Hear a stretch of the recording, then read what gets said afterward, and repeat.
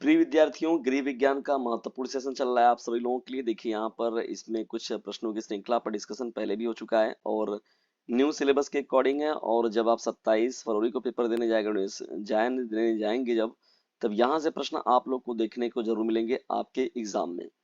देखिए दोस्तों, गृह विज्ञान कक्षा 12 के विद्यार्थियों के लिए अति लघु का बहुत ही महत्वपूर्ण सेशन है।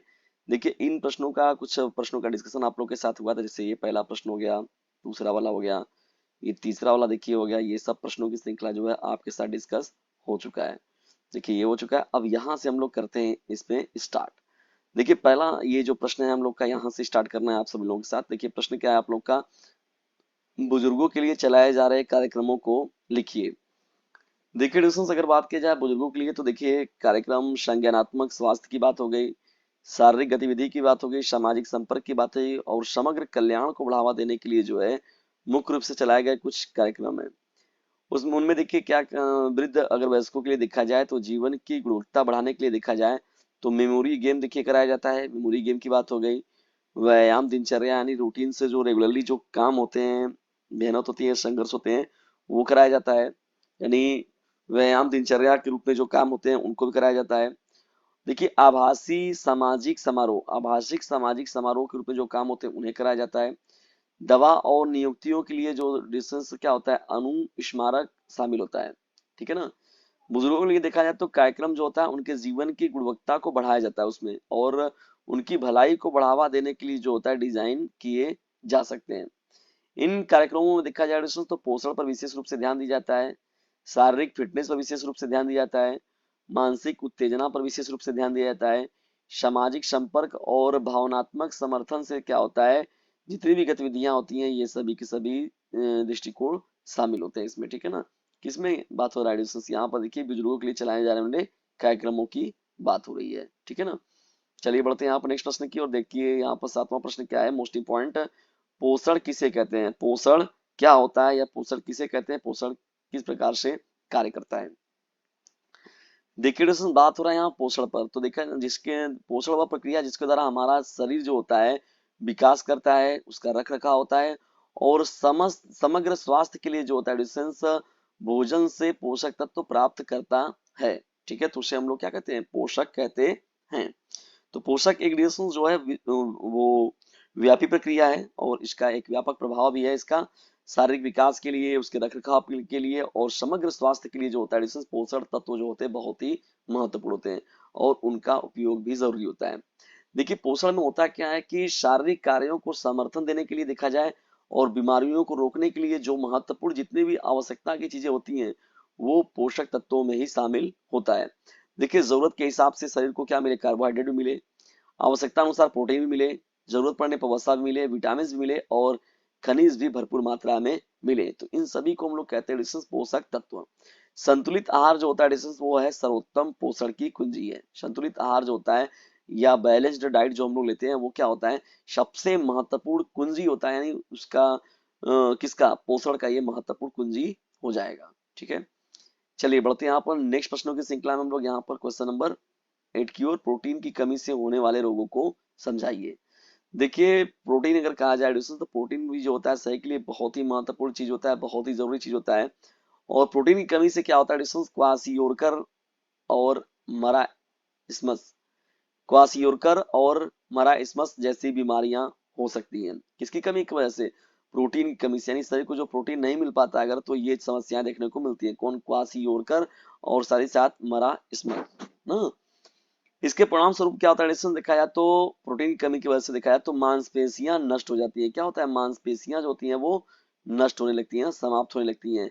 और प्रतीक्षा प्रणाली जो होता है हम लोग का डिस्टेंस वो भी क्या होता है, कमजोर पड़ जाता है। ठीक है ना। प्रोटीन की कमी की वजह से, प्रोटीन जब मिलता है डिस्टेंस तो वो हमेशा एक्टिव रहती है चीजें ना। और विकास क्या होता है व्यक्ति का, रुक जाता है। ठीक है, रुक जाता है। प्रोटीन की कमी से देखिए डिस्टेंस विकास को भी प्रभावित करता है ये। ठीक है ना। तो इसलिए देखिए प्रोटीन बहुत ही महत्वपूर्ण महत्वपूर्ण चीज है डिस्टेंस। यहाँ पर देखा जाए तो रूटीन की दिनचर्या में। और प्रतिरक्षा रक्षा प्रणाली भी कमजोर हो जाता है, विकास रुक जाता है और अंग जो होते हैं वो अंग कार्य खराब हो जाता है। और देखिए लक्षणों में देखा जाए तो थकान देखने को मिलता है प्रोटीन कमी की वजह से, सूजन देखने को मिलता है, बालों का झड़ने की समस्या हो गई, त्वचा संबंधित जो समस्याएं होती है ड्यूरेशन देखा जाए तो प्रोटीन की कमी से होने लगती हैं। तो संपूर्ण स्वास्थ्य और शरीर के समुचित कार्य के लिए देखा जाए तो पर्याप्त प्रोटीन का सेवन जो होता है वो बहुत ही महत्वपूर्ण होता है या बहुत ही ज्यादा आवश्यक होता है। तो शरीर के पूरे संपूर्ण विकास के लिए देखा जाए, शरीर के समुचित रूप से स्वास्थ्य भी सही रहे और समुचित कार्य भी हो, तो इसके लिए प्रोटीन जो होता है बहुत ही महत्वपूर्ण होता है। ठीक है, तो प्रोटीन बहुत ही जरूरी तथ्य है। ठीक है ना, चलिए बढ़ते हैं यहाँ पर हम लोग यहाँ पर रिएक्शन से प्रश्न संख्या 9 की ओर। देखिए 9 हम लोग का प्रश्न क्या है, फैशन व्यवसाय से आप क्या समझते हैं। बहुत ही मोस्ट इंपॉर्टेंट प्रश्न है, फैशन व्यवसाय से आप क्या समझते हैं। देखिए दोस्तों यहाँ पर बात हो रहा है आप सभी लोगों के साथ फैशन व्यवसाय के बारे में। देखिए फैशन व्यवसाय में देखा जाए तो केवल कपड़े ही नहीं शामिल होते हैं इसमें, बल्कि और भी बहुत सी चीजें हैं। फैशन व्यवसाय मतलब जिस चीज का भी लोग कोई फैशन दिखने लगे, में रुझान दिखने लगे, यानी ब्रांड बनाने की बात हो रही है, मांग की बात हो रही है, छवि की बात हो रही है, तो फैशन व्यवसाय में देखा जाए तो मुख्य रूप से कपड़ों को शामिल किया जाता है।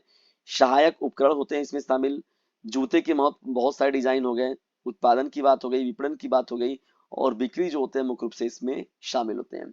इसमें देखिए होता क्या है, उपभोक्ता की मांगों के हिसाब से, उनके रुझानों के हिसाब से और ब्रांडों की छवि को पूरा करने के लिए जो होता है रचनात्मक और रणनीतिक निर्णय लेना शामिल होता है। ठीक है, तो फैशन व्यवसाय इसे हम लोग कहते हैं, ऐसा व्यवसाय जो कि हर एक, भाई ऐसी बात है, बहुत सारे अगर आप मार्केट में ही चले जाएंगे कपड़े, तो बहुत से कपड़े देखेंगे आपको तो आपको बहुत खराब लगेगा, वो अरे ये कौन कपड़ा है।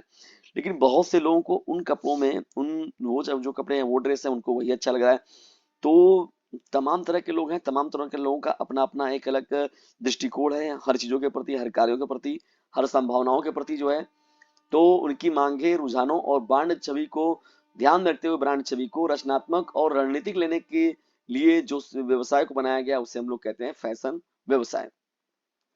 इसमें देखिए डिजाइनर होते हैं, निर्माताओं का भी लिया जाता है, और खुदरा विक्रेता और उपभोक्ता के बीच जो होता है सहयोग करने का बात होता है। उद्योग की गतिशील और लगातार विकसित होने वाली प्रकृति क्या होती है इसमें संचालित होती है, किसमें, फैशन व्यवसाय की दृष्टिकोण से अगर देखा जाए तो। चलिए, महिला सशक्तिकरण के उद्देश्य क्या है। देखिए महिला सशक्तिकरण बहुत महत्वपूर्ण होता है, वुमेन एम्पावरमेंट बहुत जरूरी है। उद्देश्य क्या है, देखिए लैंगिक समानता को बढ़ावा देना। ठीक है ना, लैंगिक भेदभाव जो होता है उसे दूर करना, और लैंगिक समानता को बढ़ावा देने का जो काम है वो कौन करता है, महिला सशक्तिकरण करता है। ठीक है ना, या महिला सशक्तिकरण के माध्यम से ये चीजें पॉसिबल हो पाई हैं। देखिए महिलाओं को समान अधिकार मिले और उनके लिए भी अवसर को सुनिश्चित किया जाए, ताकि वो भी जीवन में जो है आगे बढ़ सकें और आत्मनिर्भर बनकर वो आए सामने। और निर्णय लेने की प्रक्रियाओं में जो है महिलाओं की भागीदारी को बढ़ाना बहुत जरूरी होता है। ठीक है ना, शिक्षा और स्वास्थ्य देखभाल के लिए जो होता है डिसीजन बहुत ही महत्वपूर्ण होता है महिला सशक्तिकरण देखा जाए तो। और पहुंच में सुधार करना बहुत जरूरी है। लिंग आधारित हिंसा को संबोधित करना भी जो होता है डिसीजन महिला सशक्तिकरण को बढ़ावा देना ही है। तो देखिए डिसीजन शिक्षा और स्वास्थ्य देखभाल तो देखिए बहुत जरूरी होता है। यानी गृहिणी को, यदि गृहिणी के रूप में कोई व्यक्ति, मतलब कोई अगर है व्यक्ति की बात हो रही है ना, महिला अगर कोई है, तो गृहिणी के रूप में कितना जबरदस्त उसका उनका रोल होता है। ठीक है, ये बहुत महत्वपूर्ण चीज है, इसमें शामिल होता है ना। और महिलाओं को सशक्त बनाने से देखिए क्या होता है, अधिक समावेशी और न्याय संगत समाज का निर्माण होता है। अधिक समावेशी, घुला मिला, और साथ ही साथ न्याय संगत मतलब एक तरीके से सभी के साथ न्याय हुआ, जिससे व्यक्तियों और समुदायों को क्या होता है, लाभ होता है।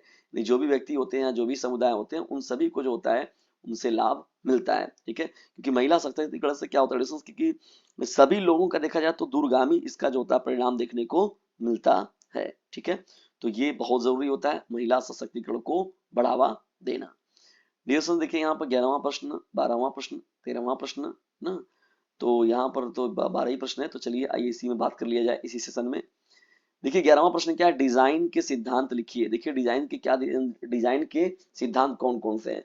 तो डिजाइन के सिद्धांत के बारे में अगर हम लोग बात करें तो देखिए डिजाइन के सिद्धांत जो है मौलिक दिशा निर्देश होते हैं, वो जो देखने में आकर्षित लगे, प्रभावी डिजाइन बनाने में मदद करते हैं। जैसे देखिए यहाँ डिजाइन की बात हो रही है तो देखिए आकर्षक हो, जिन चीजों को देखा जाए उसको लोग देखते रह जाए ना, तो ये कहा जाता है कि डिजाइन बढ़िया जबरदस्त था। देखिए इनमें क्या होता है, संतुलन की बात होती है, विरोधाभास की बात भी होती है इसमें, और जोर भी दिया जाता है इसमें, और साथ ही साथ इसमें एकता, लय और अनुपात भी शामिल होता है। इन सिद्धांतों को लागू करके देखा जाए तो डिजाइनर क्या करते हैं, अपने काम में सद्भाव की बात होता है, स्पष्टता भी देखने को मिलता है, और साथ ही साथ प्रभाव प्राप्त कर सकते हैं, जिससे क्या होता है इसमें समग्र जो उपयोगकर्ता होते हैं वो अनुभव और उनके संदेश का संचार बढ़ सकता है। ठीक है, तो ये डिजाइनर के सिद्धांत के वजह से ही पॉसिबल हो पाता है। चलिए आगे बढ़ते हैं लोग। यहाँ पर नवाचार से आप क्या समझते हैं? देखिए दोस्तों, नवाचार से अगर बात की जाए तो नवाचार क्या होता है? नए विचारों की बात होती है, जहां पर नए विचारों की जहां पर बात होती है, नए उत्पादों की जहां पर बात होती है, नए तरीकों को बनाने की प्रक्रिया जहां पर होती है, उन्हें हम लोग कहते हैं नवाचार। ठीक है दोस्तों, नवाचार क्या होता है? ऐसा ऐसी क्रिया जहां पर नए विचार उत्पन्न हो, नए उत्पाद उत्पन्न हो, नए तरीके उत्पन्न हो, उसे हम लोग नवाचार कहते हैं। जो देखिए डिस्टेंस क्या होता है? सकारात्मक परिवर्तन या सुधार लाते हैं, और ये सकारात्मक परिवर्तन बहुत ही महत्वपूर्ण होते हैं। ठीक है नोटिस, और इसका जो परिणाम होता है वो दूरगामी होता है, बहुत दूर तक होता है। इसमें देखा जाए तो रचनात्मक रूप से जो होता है सोचना, यानी किसी भी तथ्यों पर, किसी भी पॉइंट पर जो होता है वो रचनात्मक दृष्टिकोण बनाना, उस पर रचनात्मक रूप से उसे सोचना, और उसके लिए जो है जोखिम उठाना, ये भी शामिल होता है। और चुनौतियों का समाधान करने या व्यक्तियों, संगठनों या समग्र रूप से देखा जाए तो समाज की जरूरतों को पूरा करने के लिए जो है नए समाधान लागू करना शामिल होता है। ठीक है, तो इन सभी पहलुओं को भी हम लोग नवाचार कहते हैं। तो नए विचारों की बात हो गई, नए उत्पादों की बात हो गई, नए तरीकों से सोचने की बात हो गई, तो उसे हम लोग कहते हैं क्या? नवाचार कहते हैं। डियर स्टूडेंट, देखिए यहाँ पर डीजे सर चैनल आप सभी लोगों के लिए इतना समर्पित है डियर, तो डीजे सर चैनल को भी अपनी एक अलग पहचान दीजिए, और ये पहचान आप लोगों की वजह से ही पॉसिबल हो सकता है। देखिए 11 बज के यहाँ पर 15 मिनट हो रहे हैं डियर, 23 फरवरी 2024 को कंटेंट आप लोग के लिए बन रहा है। तो डियर, इसकी सार्थकता तभी सिद्ध होगी जब आप इसे जबरदस्त तरीके से अपने क्लासमेट पर शेयर करेंगे, और डीजे सर चैनल को जो है एक ब्रॉड फैमिली मेंबरशिप के रूप में पहुंचने में, एक उद्देश्य पर, यानी मिलियन, बिलियन, ट्रिलियन तक के बच्चों को लाभान्वित करने में, पहुंचाने में रिसोर्स आप सभी लोग अपना भरपूर अपना योगदान दे सकते हैं। आपको कुछ भी नहीं करना है, बस एक छोटा सा काम करना है, एक छोटी सी पहल दिखानी है आपको। आपको इस सेशन को जो है अपनी क्लास मेट पर शेयर करना है। तो डिस्कशन तैयार रहिएगा नेक्स्ट वीडियो के लिए। तब तक के लिए टेक केयर, गुड बाय, जय हिंद, जय भारत।